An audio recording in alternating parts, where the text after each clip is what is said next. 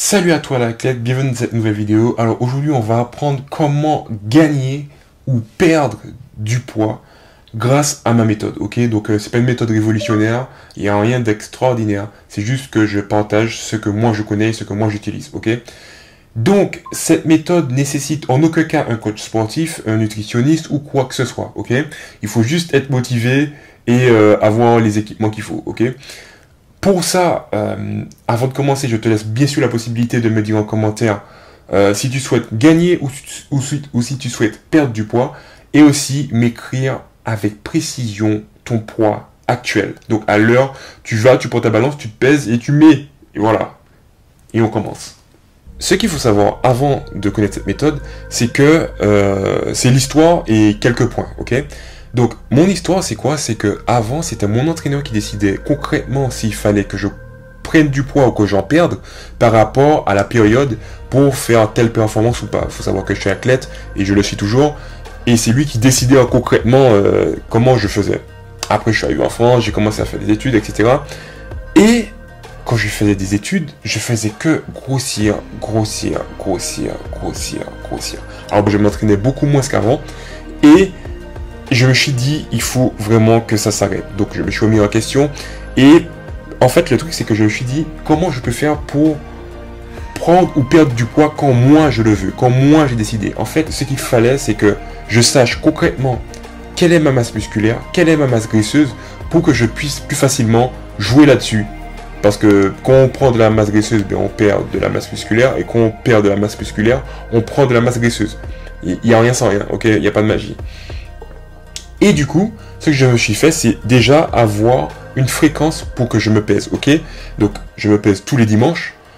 Le matin est nu et à jeun, bien sûr. Donc, pourquoi nu? Parce que quand on est nu, on a la possibilité d'avoir notre poids et notre poids uniquement. On n'a pas de chaîne, on n'a pas de montre, on n'a pas de ceinture qui pèse.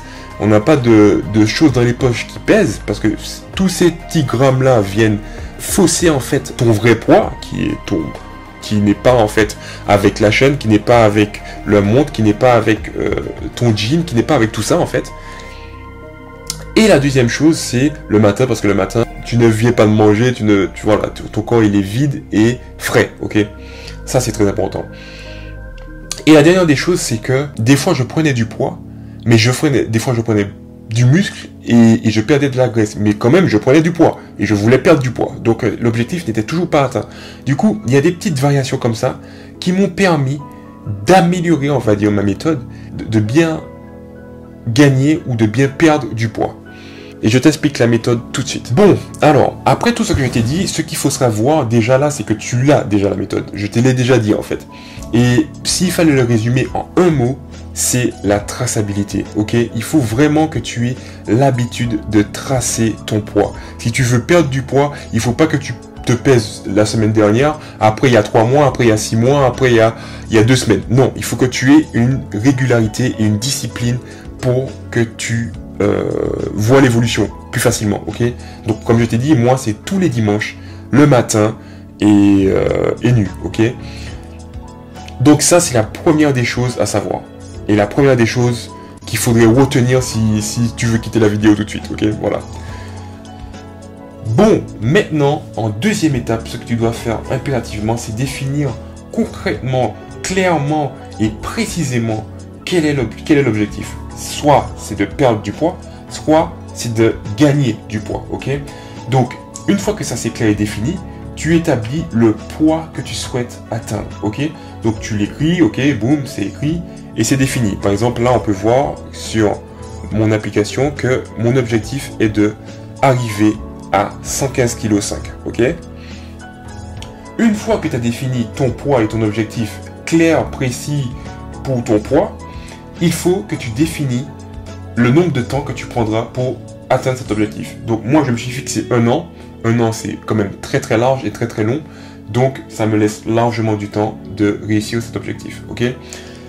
Maintenant, et je te conseille aussi, si tu n'as aucune idée de comment faire, ou de combien de temps ça va te prendre, ajoute, mais juste 1 an. Ok? 1 an c'est très bien, c'est très large et il y a beaucoup de temps dans 1 an. Donc ça veut dire que le 14 novembre prochain, en 2022, si je fais pas 115 kilos, c'est que j'ai pas réussi mon objectif, ok? Mais voilà, on va voir l'année prochaine si justement j'ai réussi cet objectif. Ça va être cool, ça va être pas mal.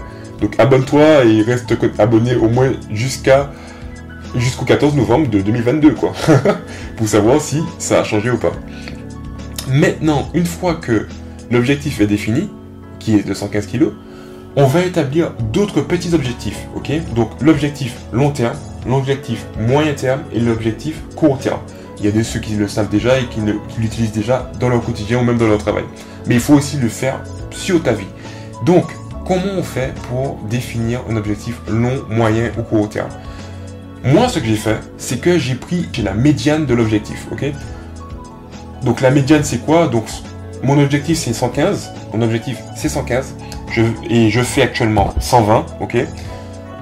Donc le milieu de tout ça, donc la moitié de tout ça, c'est 117,5, ok? Donc entre 115 et 120, on a 117,5. Et 117,5, c'est la moitié. C'est celui qui permet de couper la poire en deux, ok? Donc c'est mon objectif moyen terme. Donc d'ici 6 mois, je dois faire 117,5. Ok? On va descendre encore un peu. Donc là, on arrive à 117,5 et 120. Entre 117,5 et 120, la médiane ou le milieu, c'est 118. Donc mon objectif court terme, c'est 118. Donc d'ici les 3 mois qui arrivent, je dois faire 118,5. C'est 118,5. 118,5 kilos pour mon objectif long terme de cette année. Ok? Et quand on regarde, on voit que de 120, parce que je faisais 120, voilà, à 118,5, c'est largement possible, ok? De 118,5 à 117,5, c'est largement possible, ok? Donc voilà, c'est des choses qui permettent de rapprocher au maximum de la réalité, ok? Parce que ça aussi, c'est un point. Avant de toucher l'Olympe, ok? Avant de toucher l'Olympe, il faut déjà réussir à toucher le haut de sa tête, ok? C'est proverbe de l'athlète, ok? C'est purement moi qui l'ai inventé, c'est... Voilà. Mais voilà, avant de toucher des sommets, il faut essayer déjà de toucher le haut de son toit, enfin voilà, il faut déjà faire des choses réalisables, ok? Donc ça, c'est pour la deuxième chose à faire impérativement pour réussir son objectif. Et n'oublie pas de t'abonner, hein? Parce que si tu as aimé cette vidéo et que tu en veux d'autres similaires ou dans le domaine du sport, eh bien il suffit juste que tu t'abonnes. C'est le bouton rouge tout en bas. Allez, à très vite pour une nouvelle vidéo.